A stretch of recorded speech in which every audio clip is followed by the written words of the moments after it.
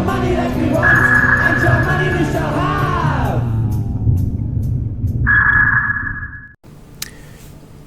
Hello, lovelies. It would seem that there is another adpocalypse, or possibly something even worse, underway at the moment. This all seems to stem from a spat between Steven Crowder, who is a desperately unfunny, fairly right-wing commentator slash comedian, like a proper one, yeah, not just some spod like me with a YouTube channel. A spat between him and some guy from Vox, who happens to be gay and an immigrant and or at least of Mexican heritage, and so Crowder made some mild jibes at him as things were traded back and forth. And this was examined by YouTube because, of course, they went after his YouTube channel, and it was found that he wasn't actually in breach of any rules. Then it was found that he was in breach of one rule because a t-shirt he linked to from his channel was considered over the edge, even though it wasn't actually, though I guess it's kind of a borderline case.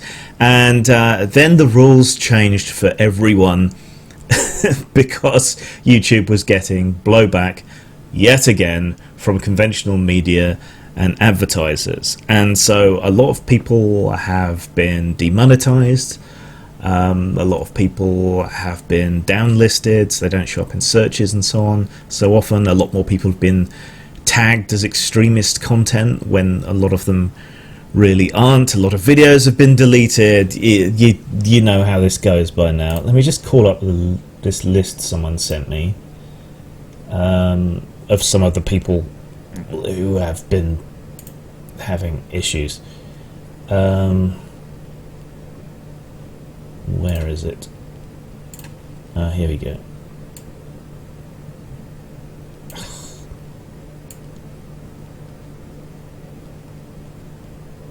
So YouTube put out a big blog about all this, how they're basically dicking everyone over who isn't a 100% good boy, or doesn't make them shitloads of money, basically.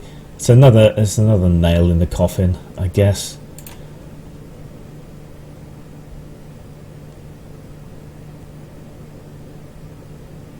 Alright, here we go.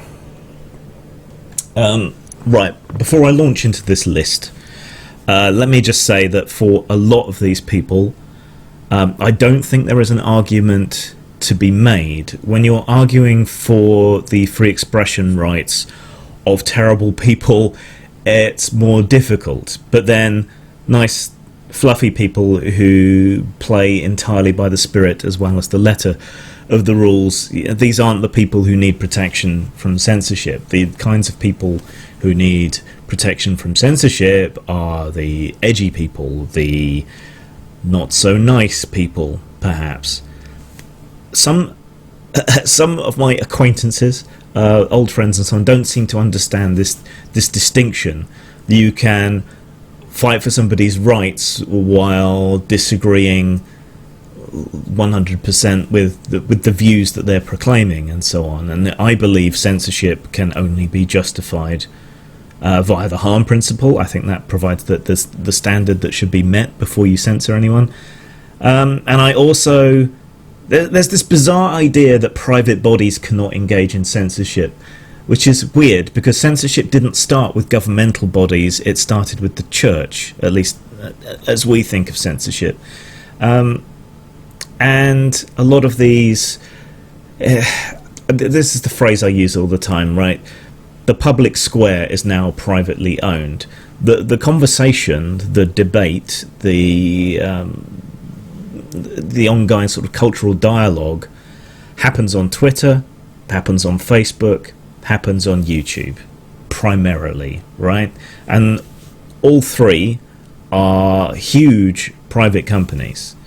And if they start fucking with your free speech, we start having issues in much the same way as we get issues if Facebook allows targeted advertising around Brexit, or Trump or whatever else, and gets used in a dodgy, shifty way there. I mean, there are records of experiments that Facebook has done about how they can alter people's mood and so on by presenting them with different content.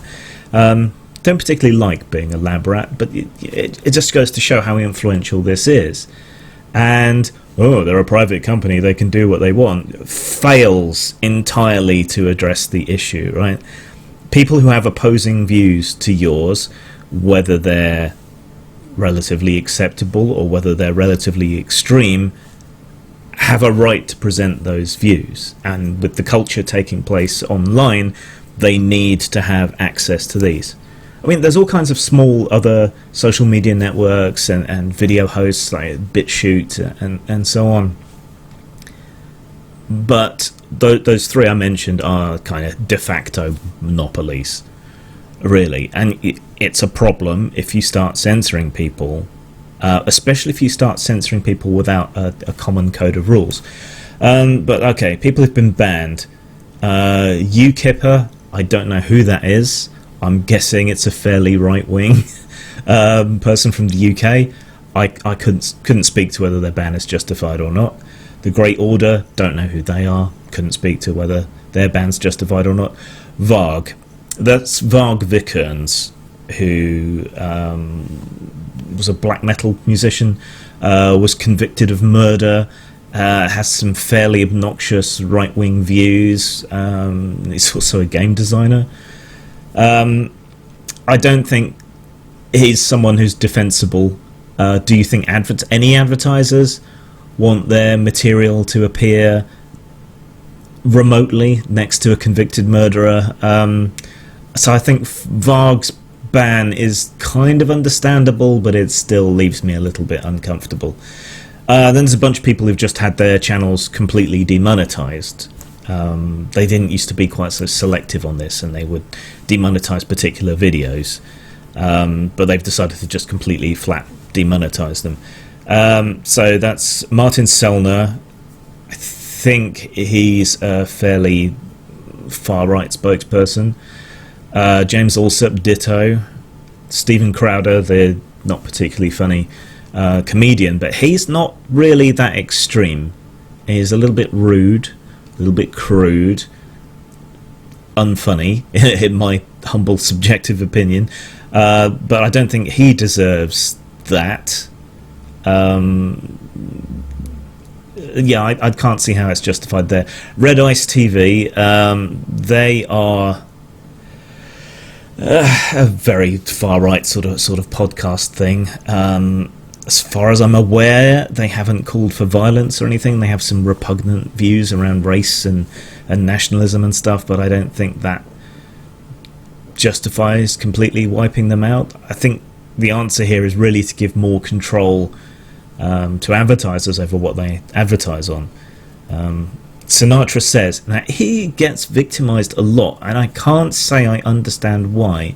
He's had channels repeatedly banned, he's had mass demonetizations and so on. I've seen a few of his videos, don't agree with him very much, but he seems a fairly ordinary conservative. So, I disagree with him, but I don't recall seeing anything particularly obnoxious from him, but maybe they've deleted it before I've seen it. Various people have had videos deleted. I don't know who Angelo John Gage is. Gavin McInnes. Okay, so he's the guy behind the original Proud Boys. He's a fairly conservative hipster, a bit edgy. I'm unaware of him actually having made any threats, though he has got into fistfights and stuff. IRL, as the kids like to say. So it's hard to entirely see how they justify deleting videos of his. Milo, you all know Milo Yiannopoulos. He's a provocateur, but he's usually pretty careful about where that edge is. Red Ice TV, again, they've had videos removed. Black Pigeon Speaks. He's a terrible person who makes awful arguments with quite slick presentation. But I think the answer to that is to have people debunk him. Kraut of Kraut and Tea, who I know has fallen out of favour with a lot of people, but he's done some good takedowns of what Black Pigeon Speak says and does, and that seems to me to be the best option, really. More speech.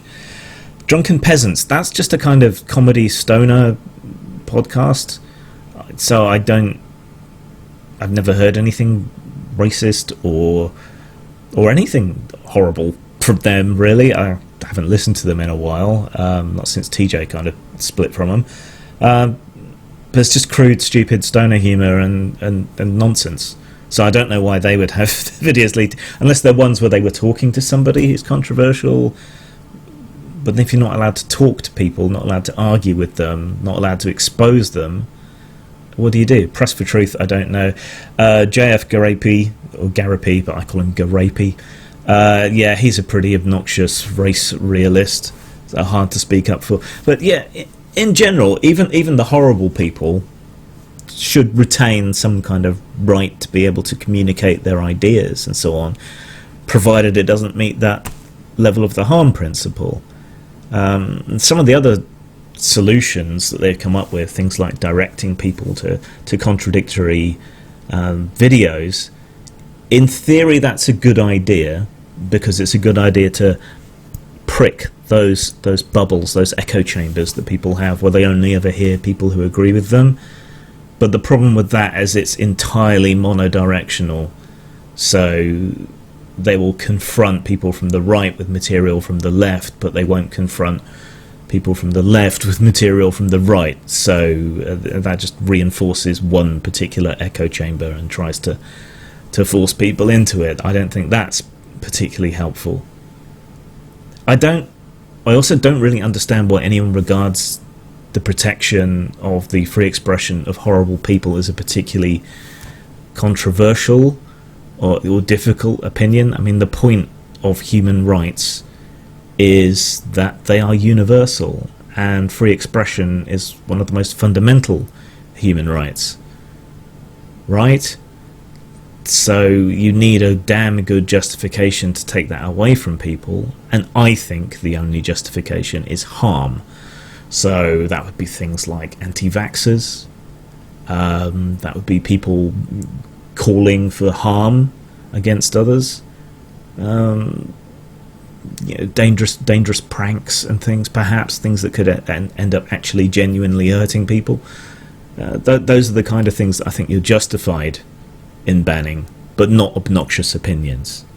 And like I said in another video a while ago, you have to keep having the arguments, and you have to keep knowing the answers to the arguments. If all you do is you shut people down and you cut them out, you lose your edge, you lose your rhetoric, you lose the knowledge of the arguments that work.